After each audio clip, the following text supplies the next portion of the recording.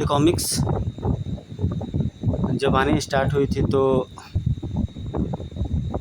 एक नई revolution start हुई थी नागराज की कॉमिक्स में।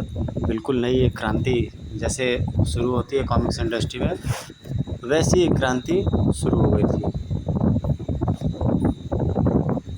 शुक्र। और इसके बाद से पिक्चराइजेशन, ड्रॉ, इंकिंग वगैरह सब स्टैंडर्ड स्तर का होने लगा था। स्टोरी, कहानी और प्लॉट भी बहुत बेहतरीन होने लगे थे।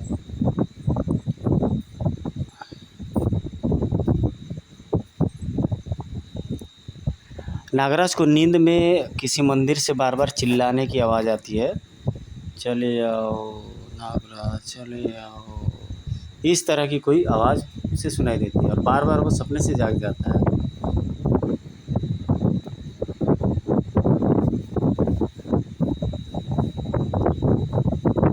बार बार इस सपने से नागराज अचंभित होकर के उठ जाता है।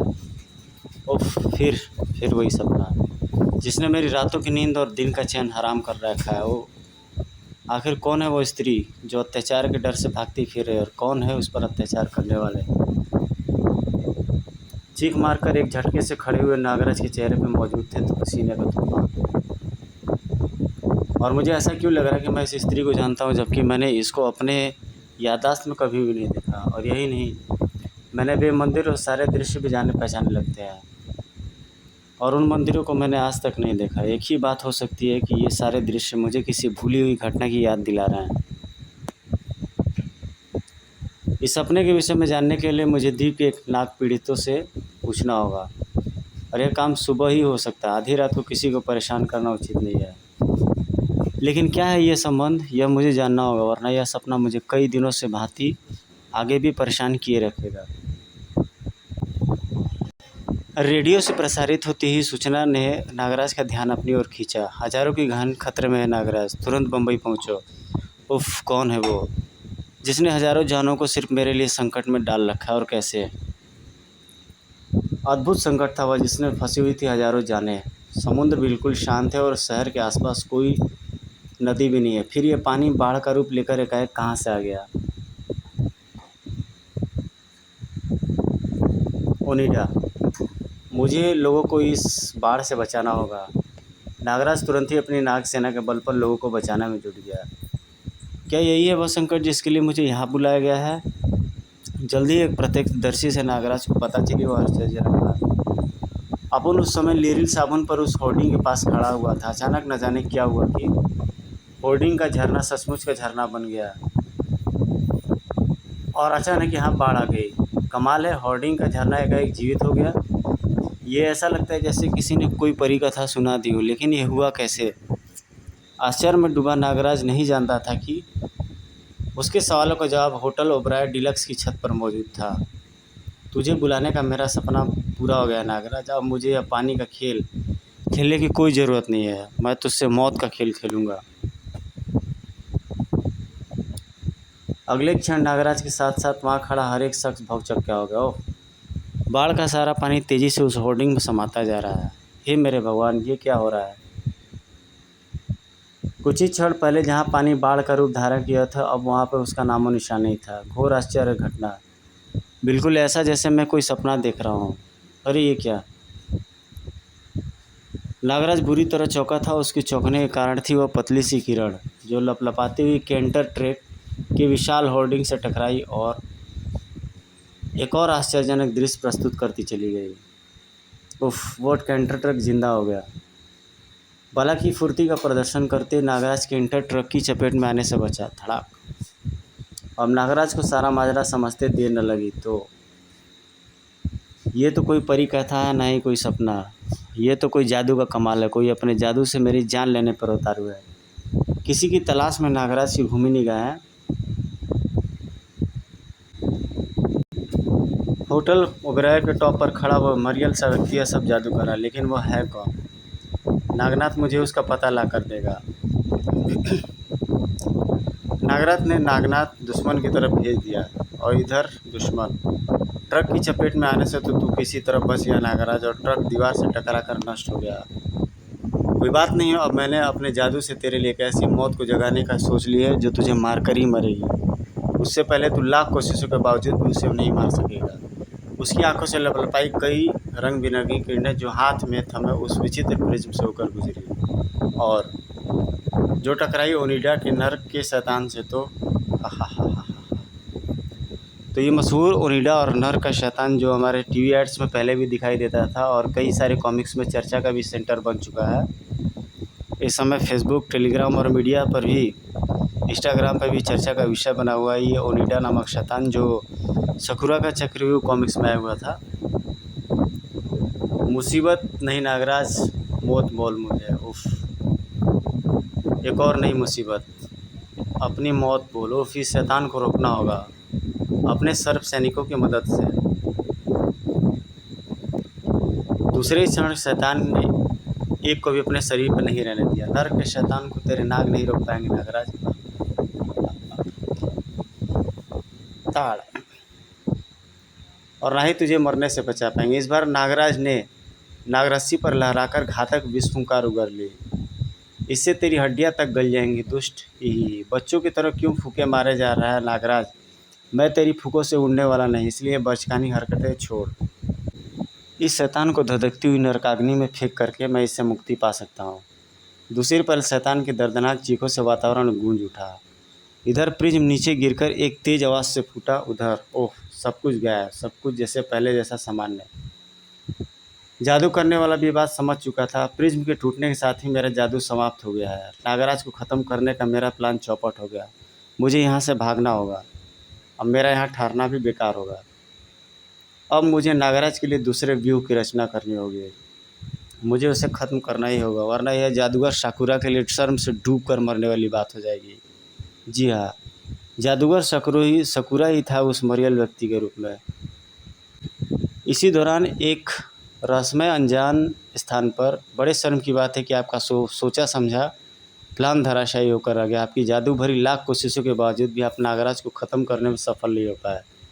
श्रीमान जादूगर साकुरा, मैं जानता हूँ कि मेरा पहला प्रयास असफल रहा है श्रीमान नागपाशा, लेकिन इसका मतलब यह नहीं कि मैं हार गया। आपने मुझे जो समय दिया था उस समय अभी एक दिन बाकी है और इतना समय मेरे लिए बहुत है नागराज जैसे कीड़े को ख़त्म करने के लिए। तुम अपनी दिव्य शक्तियों से भरा खजाना तैयार रखना। नागराज मेरे हाथों से मरेगा, हर हाल में मरेगा। साकुरा के चक्रव्यूह से वह नहीं बच सकता। नागपाशा कुछ बोलता है इससे पहले ही वह आवाज़ गूंज उठी। महामहिम नागपाशा, आपके बुलाए पर मिस किलर पधार चुकी है। ओह, जुर्म की दुनिया की एकमात्र महारानी मिस किलर, उन्हें आदर सहित अंदर भेज दो। देरी से पहुंचने के लिए मैं क्षमा चाहती हूँ श्रीमान नागपाशा, लेकिन क्या करूँ, जिस समय आपका मैसेज पहुंचा उस समय मैं अपने हेडक्वार्टर में मौजूद नहीं थी। इधर नागराज अपने सपने में बार बार दिखाई देने वाले मंदिर की तलाश में एलिफेंटा नामक द्वीप पर जा पहुंचता है। वह एक पुरातत्ववेत्ता की मदद लेता है। उस पुरातत्ववेत्ता से सारे डिजाइन्स को बनवा करके वो उस जगह पर जा कर के पहुँच जाता है, एलिफेंटा द्वीप।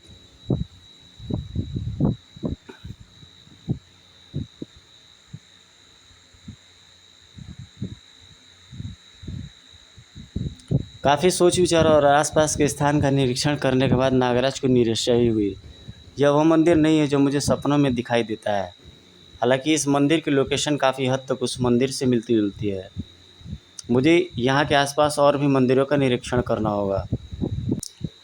अचानक वहाँ का स्थान भ्रमण करते करते उसे एक तांत्रिक जादूगरनी मिलती है जो उससे बात होने लगता है और वह उसे अपने परिचय के बारे में बताती है। मेरा नाम कपाल कुंडल है। मैं इस मंदिर के तहखाने में अपनी तंत्र साधना करती हूँ। मेरे पुरखे इस मंदिर के पुजारी थे, उनसे ही मैंने यह तांत्रिक विद्या सीखी है और मैं यहीं रहकर नई नई तांत्रिक विद्याओं की साधना करती रहती हूँ। और उसे मददगार समझने की भूल कर बैठता है नागराज और उस स्थान के बारे में पकड़ने लगता है और वो जादूगर साकुरा वहाँ प्रकट हो जाता है।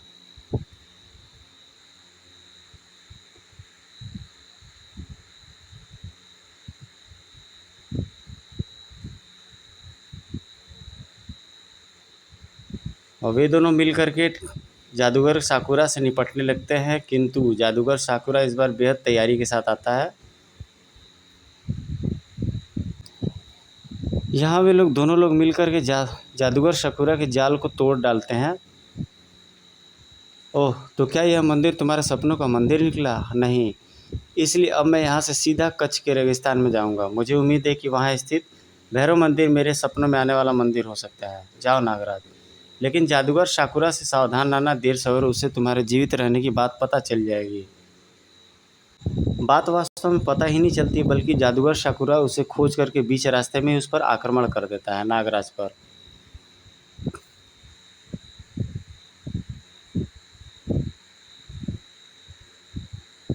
रेत के बने हुए अद्भुत शिकंजे नागराज को जकड़ते चले गए।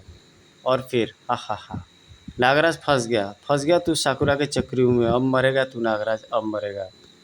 अब तो एक भयानक मौत मरेगा। हा हा हा हा। रेत की बनी यह नुकीली चट्टान तेरे शरीर को रेत में दफन करके रख देंगे। और मैंने इस पर पैराशूट इसलिए बांधा है कि ये तुझ पर धीरे धीरे गिरेगी, ताकि मैं तुझे धीरे धीरे मरता देखूं। हा हा हा हा हा। नागराज की मौत उसके नज़दीक और नज़दीक होती जा रही थी। अब ये तो नुकीली चट्टान हर मेरे शरीर में हर हालत में धंसेगी, क्योंकि मैं अपनी पूरी ताकत लगाने के बाद भी अपने बंधनों को नहीं तोड़ पा रहा हूँ।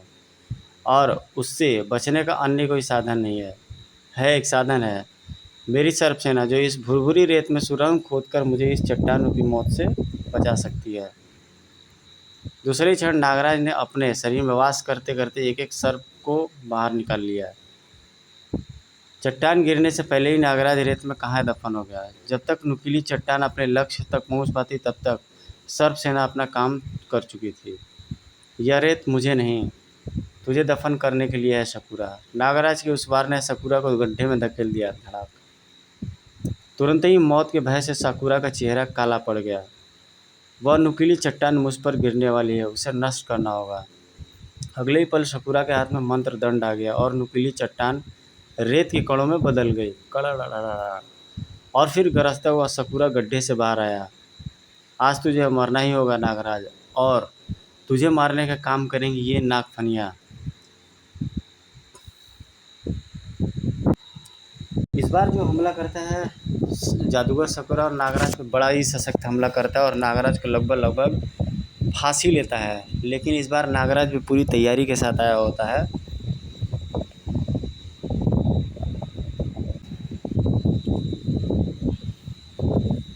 इधर साकुरा अपने ग्रह से आए हुए कुछ लोगों को देखकर के उछल पड़ता है। सम्राट खजूरा, साकुरा ग्रह के सबसे बलवान जादूगर योद्धाओं के साथ। हाँ साकुरा, जब से तुम साकुरा ग्रह से भागकर आया हो, हम तभी से तुम्हें बंदी बनाने के लिए तुम्हारी तलाश में थे। परंतु चूंकि ग्रह से भागकर तुम कहाँ गए हो यह जानने का हमारे पास कोई साधन नहीं था, इसलिए हम तुम्हें तलाश ना कर सके। आज जब हमें तुम्हें बारे में पता चला तो मैं तुम्हें बंदी बनाने आ पहुँचे। तुम्हें मेरा पता कैसे पता चला? मुझसे। मैं अपनी तंत्र शक्तियों की मदद से जब तुम्हारे ग्रह के बारे में जानकर ग्रह सम्राट से मानसिक संपर्क बनाया, तो उन्होंने मुझे बताया कि उन्हें तो साकुरा की बहुत तलाश थी। लेकिन तब मैंने सम्राट को तुम्हारी सारी स्थिति से अवगत करा दिया, और फिर सम्राट अपने योद्धाओं को साथ लेकर मेरे पास आ पहुँचे, और फिर मैं इन्हें लेकर यहाँ आ पहुँची। तूने मुझे तबाह कर डाला, मैं तुझे जिंदा नहीं छोड़ूंगा। हमारे सामने तुम्हारी जादू एकदम तुच्छ है साकुरा, बंदी बना लो इसे। फिर सम्राट जादूगर योद्धा तुरंत ही सक्रिय उठे। नहीं। फिर सम्राट खजूरा ने नागराज को साकुरा से मुक्ति दिलाई। सम्राट धन्यवाद। हम तुमसे क्षमा याचना करते हुए तुम्हें यह वचन देते हैं कि ऐसा फिर कभी नहीं होगा। जादूगर साकुरा को हम ऐसी भयंकर कैद में डालेंगे कि फिर यह सारा जीवन उससे आज़ाद नहीं हो पाएगा। फिर सम्राट खजूरा बंदी साकुरा को लेकर वापस अपने ग्रह लौट गया। अच्छा हुआ कि जादूगर साकुरा नाम का संकट पृथ्वी से सदा के लिए टला। उस तांत्रिक के जाने के बाद नागराज फिर वहाँ रेगिस्तान में स्थित उस मंदिर का अवलोकन करता है, किंतु उसे वह मंदिर भी अपने सपनों के मंदिर की तरह नहीं दिखता है। और इधर लकबील की सुई घूम रही थी, और नागपाशा अगले विलेन्स में से किसी और एक विलेन की तलाश कर रहा होता है, जिसमें से इस बार लकबील मिस किलर की तरफ घूमती है। मिस किलर, जिसके कंठ से निकले ठाकों ने किले के दरबारों को हिला करके रख दिया था। इधर रेगिस्तान से यात्रा करके रात में नागराज बम्बई पहुंचता तो काफ़ी रात डिले हो रहा होता है तो वो एक एक होटल में ठहरने का और रात काटने का उपाय करता है। और जैसे ही वो सोता है वो सपना उसे फिर से आने लगता है, चले आओ नागराज चले आओ। नहीं, एक झटके से उठा, नागराज पसीने से नहाया हुआ था। उफ, वही मंदिर, फिर वही आवाज़ें। ऐसे उल जुलूल सपनों को मैं कई बार देख चुका हूँ, लेकिन इस बार मुझे ऐसा क्यों लगा कि मेरा इन सपनों से संबंध है। जवाब की तलाश में नागराज सुबह होते ही मानवी के पास जा पहुँचता है। क्या रहा मानवी? मैंने तुम्हारे सपनों का मंदिर खोज लिया है। खंडाला, तुम्हारे सपनों का मंदिर वहीं मौजूद है। हाँ नागराज, आओ मैं तुम्हें वहाँ ले चलती हूँ। बम्बई से 150 किलोमीटर दूर स्थित पर्यटक स्थल खंडारा के पहाड़ी क्षेत्र में है।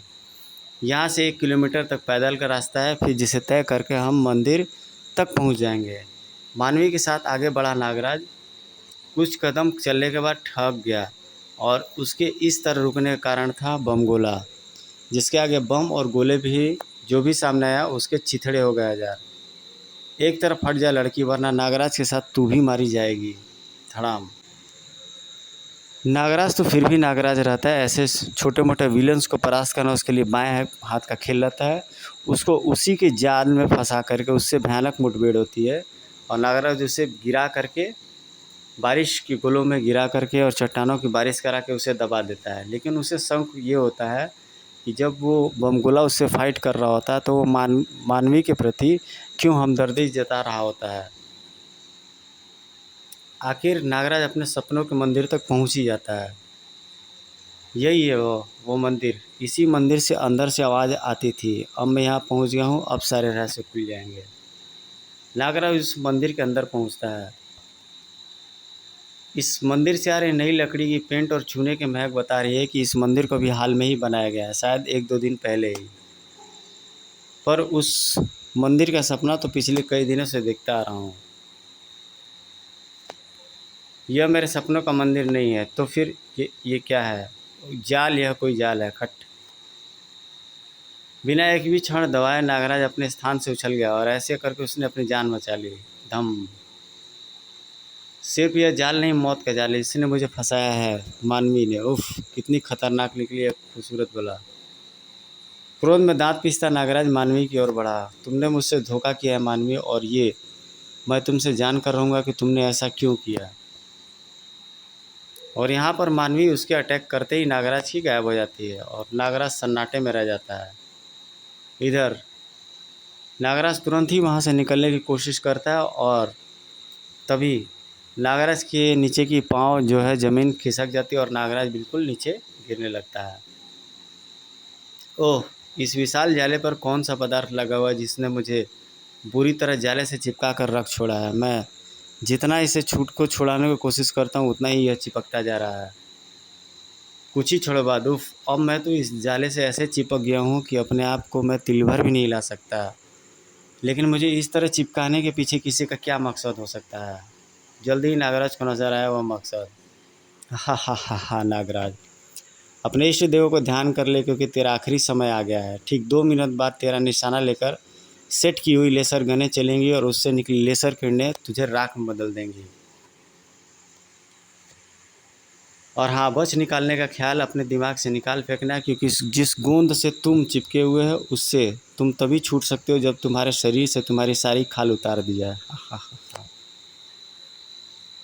उफ, चारों ओर दीवारों से लेसर गनें निकल रही हैं और सभी इस तरह सेट है कि उन सबका निशाना मैं हूँ। उफ, सचमुच मेरे पास बचने का कोई रास्ता नहीं है। लेकिन ये है कौन जो मेरी मौत का तमाशा देखने को आतुर है? मुझे इसकी आवाज़ जानी पहचानी क्यों लग रही है? 2 मिनट। नागराज से उसकी मौत सिर्फ 2 मिनट दूर थी और 2 मिनट गुजरने में कितनी देर लगती है? समाप्त क्रमशः। तो गाइस, ये आपको कॉमिक्स कैसे लगी अपने कमेंट्स बहुत जल्दी कीजिएगा। इसके आगे के भी कॉमिक्स थी, जहर, ज़बरदस्त कॉमिक्स थी। जहर भी मेरे प्लेलिस्ट में है, मैं अपलोड कर दूंगा। इसके बाद की स्टोरी नेक्स्ट पार्ट में अपलोड करूंगा। आप लोग अपने कमेंट्स ज़रूर कीजिएगा कि ये कॉमिक्स आपको कैसी लगी। इस कॉमिक्स में कई बार नागराज को फंसाने का प्रयास किया जाता है, लेकिन नागराज हर बार अपनी स्किल्स और बहादुरी की बदौलत वहाँ से निकल जाता है और इस पूरी कॉमिक्स में अपने खोए हुए सपने के बारे में, खोए हुए मंदिर के बारे में सोचता है।